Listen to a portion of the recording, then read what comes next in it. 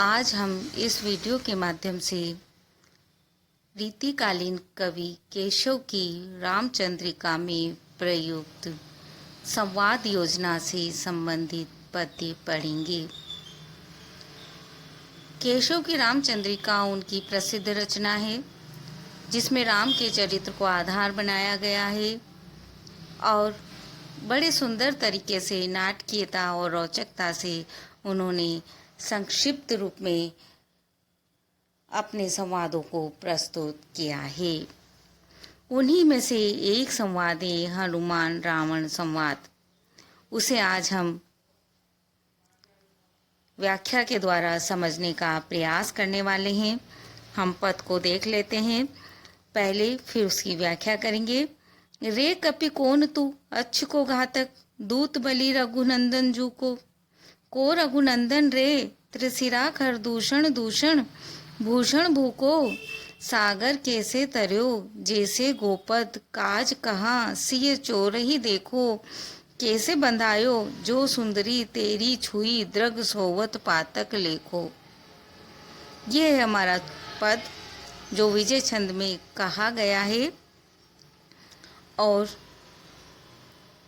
प्रसंग है जब सीता हरण हो जाता है। राम सीता को ढूंढ रहे हैं और हनुमान को सीता का पता लगाने के लिए भेजा जाता है।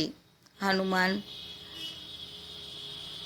लंका पहुंचते हैं, अशोक वाटिका में सीता को देखते हैं, उनसे वार्तालाप करते हैं और फिर रावण के मन में भय का संचार करने के लिए अपनी शक्ति प्रदर्शन करते हैं और फिर बंध जाते हैं।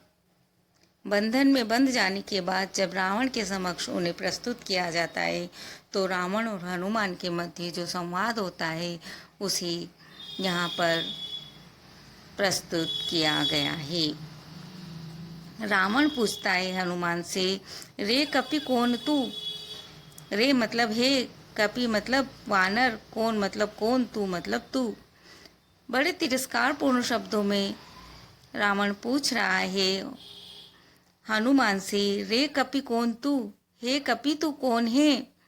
तब जवाब देते हैं हनुमान, अच्छ को घातक, घातक मतलब मार देने वाला, अच्छ मतलब अक्षय कुमार जो रावण का पुत्र था। सीधा ही कह देता है वो, अक्षय कुमार को मारने वाला हूँ। पिता से कहा जा रहा है तुम्हारे पुत्र को मारने वाला हूँ, तो अब तुम सोच लो कि मैं कितना शक्तिशाली हूँ। पर फिर भी विनम्रता जैसे दिखा रहे हैं, इसलिए कहते हैं पर मैं कोई बड़ा व्यक्ति नहीं हूँ। दूत बलि रघुनंदन जू को, जो बलि अर्थात शक्तिशाली रघुनंदन, रघुकुल के नंदन श्री राम हैं। जू मतलब जी, को मतलब का, दूत मतलब सेवक, मैं तो शक्तिशाली श्री राम का एक सेवक हूँ। तब आगे फिर पूछा जाता है रावण के द्वारा, को रघुनंदन रे, ये रघुनंदन कौन है रे।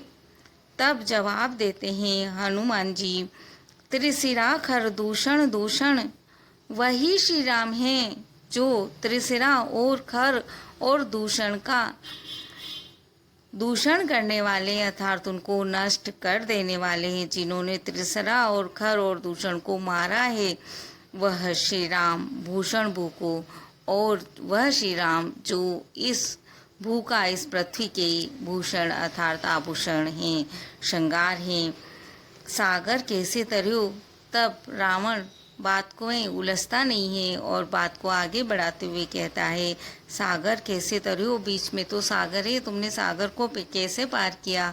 तो हनुमान जी बड़ा सहज रूप में ही जवाब देते हैं, जैसे गोपद, जैसे गाय के खुर को। सागर तो बहुत बड़ा है पर हनुमान जी बड़े सहज रूप में कहते हैं जैसे गाय का खुर जरा सा होता है और उसको सहज ही बिना मेहनत के पार कर लेते हैं, वैसे सागर को मैंने तो बिना मेहनत के पार कर लिया। काज कहाँ, हनुमान से वापस पूछा जाता है किस काम से आए हो। तब हनुमान निडर होकर कहते हैं, सिए चोर ही देखो, सीता के चोर को देखने आया हूँ। रावण जैसे शक्तिशाली राजा से कहा जा रहा है सीता के चोर को देखने आ रहा हूँ, अर्थात सामने कह रहे हैं कि तुम सीता के चोर हो, तुम्हें देखने आया हूँ, कैसे बंधायो? तब पूछते हैं कैसे बंधाया, कैसे बंधन में बंधे फिर?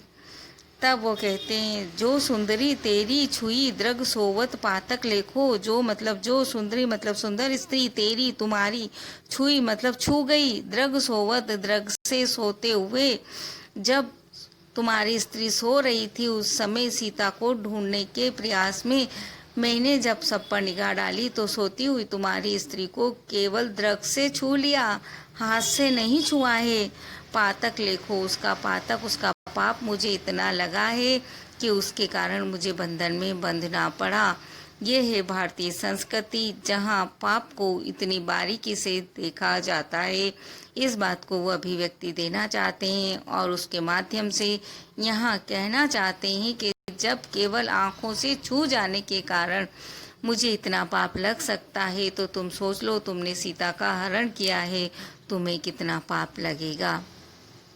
इस तरह ये है रावण हनुमान संवाद, जो नाटकीयता, रोचकता, संक्षिप्तता से भरपूर है और बात को पूरी तरह से प्रसंग को खोल कर रख देने वाला है। विजय छंद में ब्रज भाषा में प्रयुक्त इस छंद में खर दूषण दूषण शब्द में यमक अलंकार का प्रयोग देखने को मिलता है। अनुप्रास अलंकार भी यहाँ पर विद्यमान है।